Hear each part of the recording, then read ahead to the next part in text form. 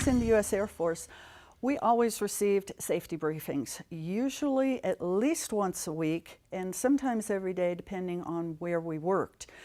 Safety was paramount in the Air Force. We did not want people getting injured, and the equipment that we worked with definitely was dangerous. So safety was a vital concern. I remember one commander I had said his favorite phrase was safety first, safety last, safety always. We got sick of hearing it, but it stuck.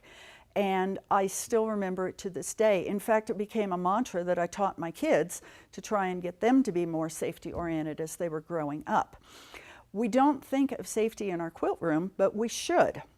There are several instruments and implements that are rather dangerous. Who hasn't sewn over their finger with the sewing machine? It's very, very painful. Who hasn't stepped on a pin going barefoot in the sewing room and the pin's lodged in the carpet and it goes up through the foot? Just ask my husband. So safety is an issue, and one of the most dangerous tools that we have is our pizza wheel, the rotary cutter. We don't think of it as being dangerous. It's innocuous looking and it's a simple little tool, but this can really inflict damage. And ask me how I know.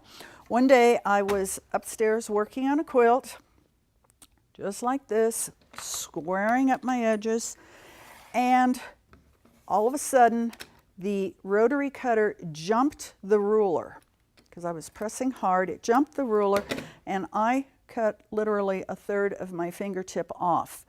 Nobody was home. I live in the mountains, and fortunately my neighbor across the street was available and they took me into the emergency room for stitches.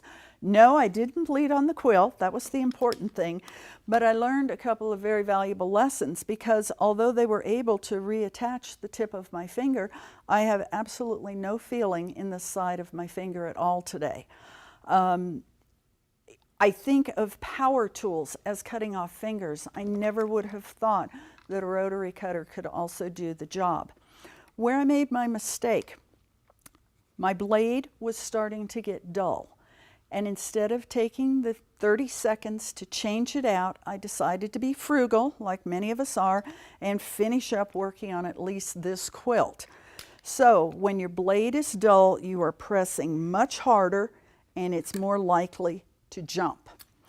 The other thing that I did was I was using my large rotary cutter, and this is a 60 millimeter. It's my favorite tool and we're still friends.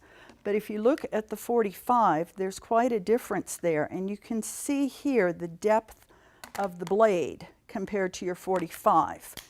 The reason for that, if you look at the other side here, is because that's so you can cut thicker layers of fabric at once as opposed to your 45 millimeter without having to press quite as hard. But that also means that it's going to take off more of a finger and go deeper than what the 45 will, although the 45 can definitely inflict a lot of damage too. So number one, change your blades frequently. Do not let them get dull. Number two, when you are cutting, don't hold your hand right next to the ruler.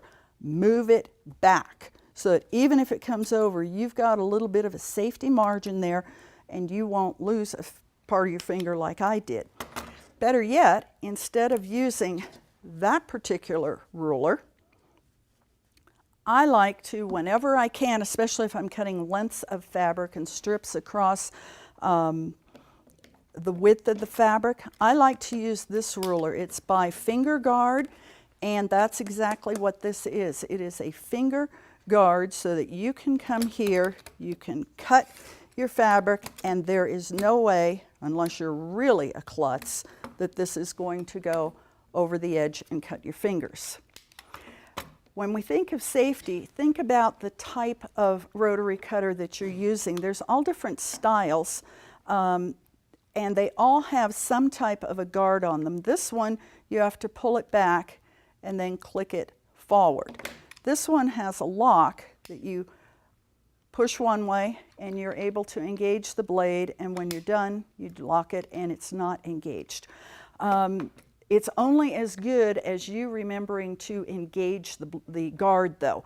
I charge $0.25 in my classes if I walk around and I see a rotary cutter like that on a table. And people may think I'm paranoid, but I have seen cases where the rotary cutter falls off the table.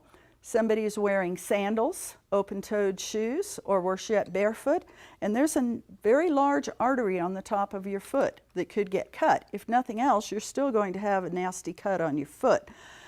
I worry about little children in our sewing rooms if that blade falls off the table, or worse yet, if they pick it up and cut themselves.